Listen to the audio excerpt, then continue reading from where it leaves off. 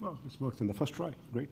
Good evening, everyone. I'm Anurag. I work at Hurricane Electric, and we operate a global backbone in all the continents right now. And I'd be talking about misused top ASNs. So as a part of running a large network, we do see lots and lots of noise in the routing table. And this is just a quick, fun talk about the misuse of AS1, 2, and 3, and the times we see them in the routing table when we don't expect them to.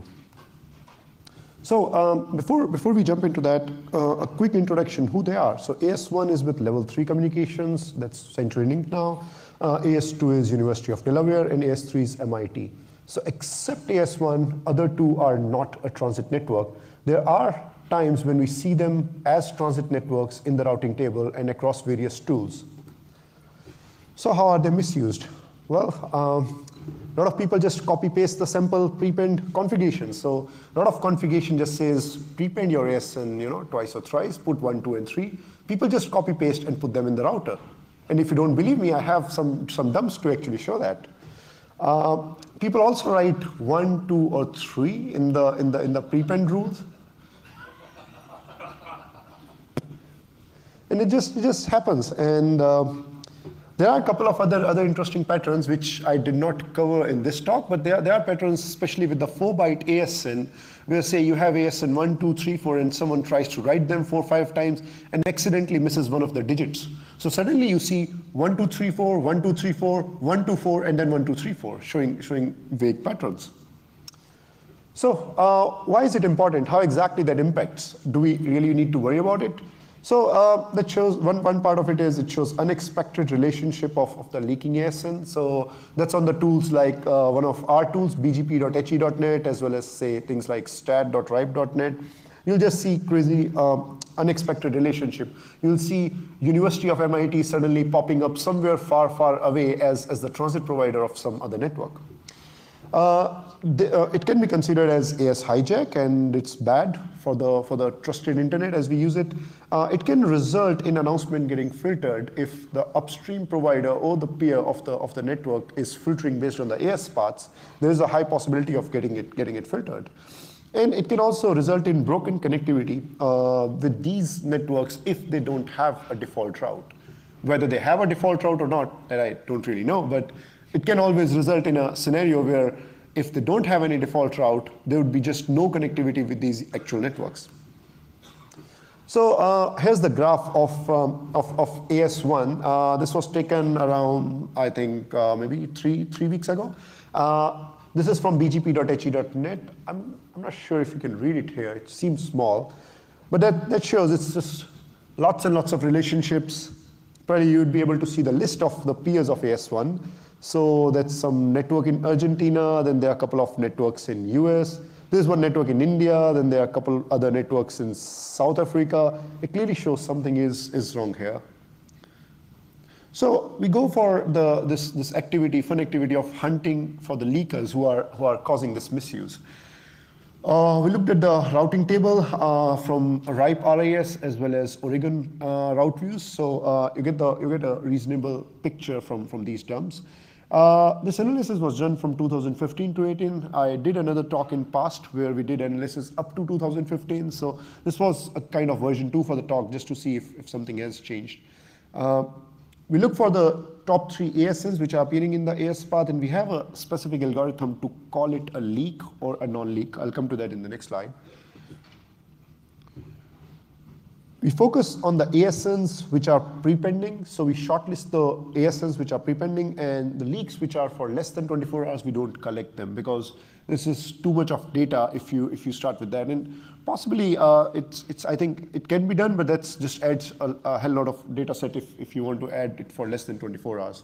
There are multiple route collectors which do not share their images for less than that.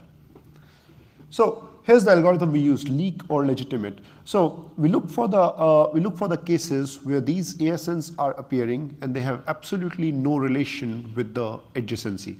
So if you have someone, say in South Africa or Argentina, or the cases as just came up, and they have absolutely no organization-wise relation with the AS1, we consider it as one of the reasons, possible reasons. We look for the left side in the AS path, which is the upstream provider. So if we see AS1, 2, or 3 on the left side in the AS path, that is one of the interesting cases.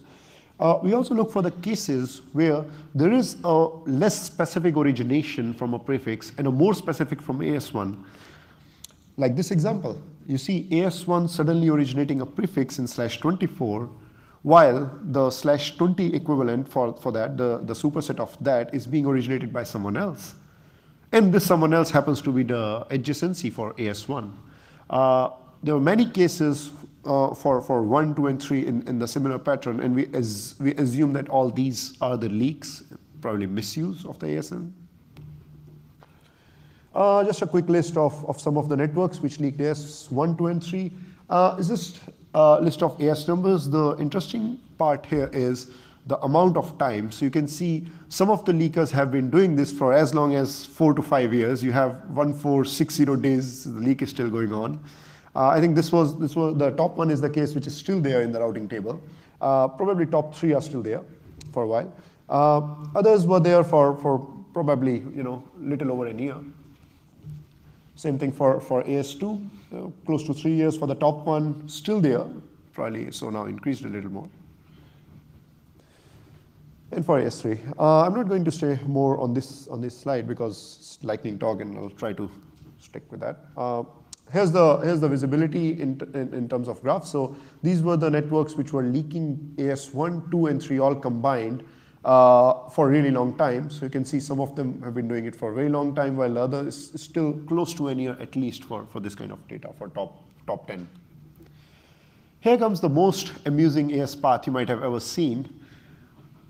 This is the one of the leak which suddenly created adjacencies between AS1, AS2, AS3, AS4, and AS5. And we just found it in the dumps because we were looking at 1, 2, and 3 and suddenly noticed it's there. So someone trying to, probably AS1614, trying to prepend it, and they wrote their ASN 5 times. And after that, they just wrote 1, 2, 3, 4, and 5 and just announced it in the routing table. So just quick info on preventing such leaks. So if you are prepending, just copy paste, especially for the 4-byte ASNs. Don't start typing your ASN by hand. If you have just joined your organization and don't remember your ASN well, avoid try to generate config by using tools like BGP-Q3. That surely helps. If you're running an internet exchange, and this is one of the cool parts which is of high interest now, there are very good tools like IXP Manager and ARoute Server, using which you can generate configuration for your route server. So if you are at an exchange, you can generate config automatically and make sure that such cases never propagate beyond your route server. And most of those auto generation, besides including the prefix filter, does include the AS path filter as well, and that significantly reduces the noise.